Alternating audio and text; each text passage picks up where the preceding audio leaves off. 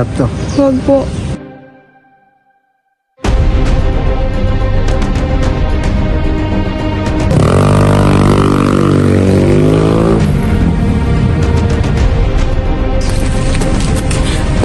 Walang po. Saan mo nakawa mo?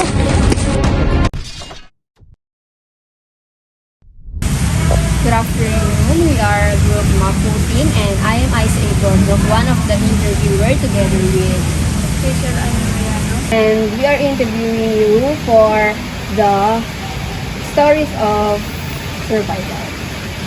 Can you tell us your name, ma'am? Name is Danica Pena. Can you tell us about the emergency events that you experienced and what type of emergency was it? Yung experience ko na yun is, one of a kind siya and yung na-hold up ako sa uwi sa bahay namin galing Laguna. When and where did it happen? So, it happened 3 months ago nung birthday ng kaibigan. What were you doing before the event occurred?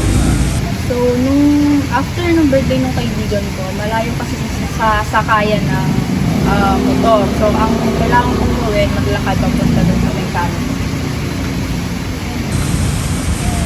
Can you describe what happened during the event?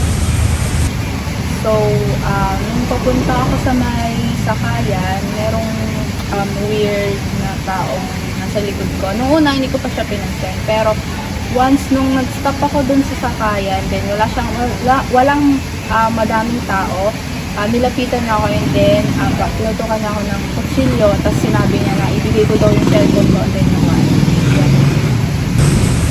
And how did you initially react when the event started? Nung una, talagang natakot ako na siya kasi siyempre first time ko lang naranasan yung ganun. And also, bata ka pa rin po kasi. Were there other people with you during the incident po ba? Or if yes, how do they respond? So, yung mga time na yun, ako lang nag-isa since gabi na siya din, wala nang masyadong tao sa loob. And did you receive any assistance or help from others? If so, who helped you and how? Actually, wala, yung during that time, nung na-hold up na ako, walang, yun nga sabi ko, walang masyadong tao. So, walang tumulong sa akin that exact time. Pero nung pagkaalis nung hold-upper, merong isang guy na nag-approach sa akin na parang na-weirdohan daw siya sa kinikilos ko na parang nanginginig din, natatakot, parang gano'n. So, in-approach niya ako and then dun parang ako receive ng help from others. What emotion did you feel during the event? So, yun nga, tulad ng sabi ko kanina, natakot, na-shock, and then yung parang blanco yung utak mo, so wala kang idea sa mga. And how did you cope with the fear, shock, or stress at the moment? Siyempre, with the help of others, siyempre, nung umuwi ako, nalaman ko na pala rin para hindi na maulit yung ganun situation. Did the experience change the way you view life or certain situations? Yes. Kasi sa nangyari ngayon, nagkaroon ako ng trauma and then may mga bagay na hindi ko pa pala alam na kung ano yung dapat na gawin sa situation na yun. Tapos nakakaano rin po kasi yung kasi ang bata mo pa, hindi mo pa alam na may ganung mangyayari in that age. And what lesson did you learn from this experience? Ang unang lesson is that yung kailangan kapag lalabas ka at isa, siguraduhin na may kasama or di kaya pumunta doon sa mga place na madaming tao. Just in case na mangyari yung ganon, syempre, hindi naman kung nag-iisa lang yung mag-hold up sa'yo, parang mawalan siya ng confident na saktan ka or nakawan ka kasi maraming tao nakapaligid. Could have been prevented or why not? Siguro, yes, mape-prevent siya.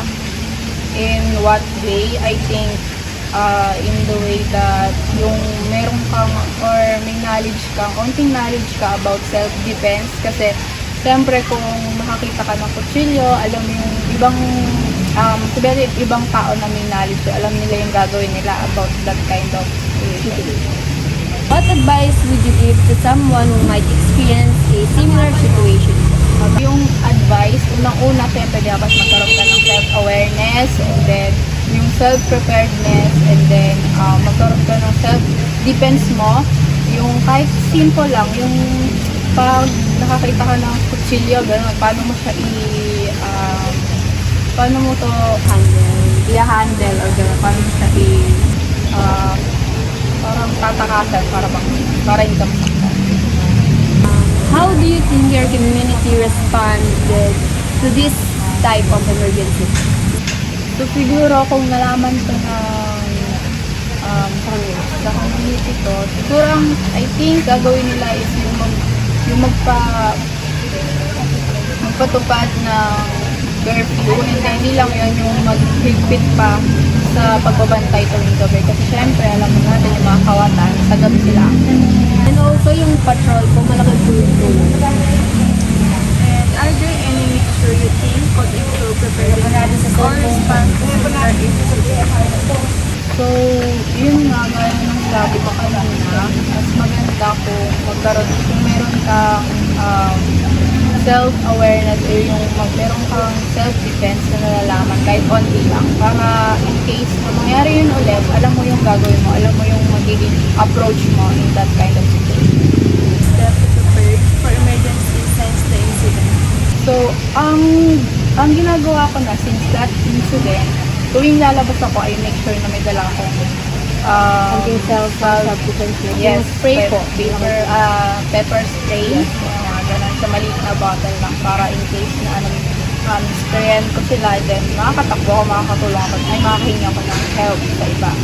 And then, hindi ko rin nahayaan na mawalan ako ng contact sa mga family ko, sa mga person na makakatulong sa akin, alam ko makakatulong.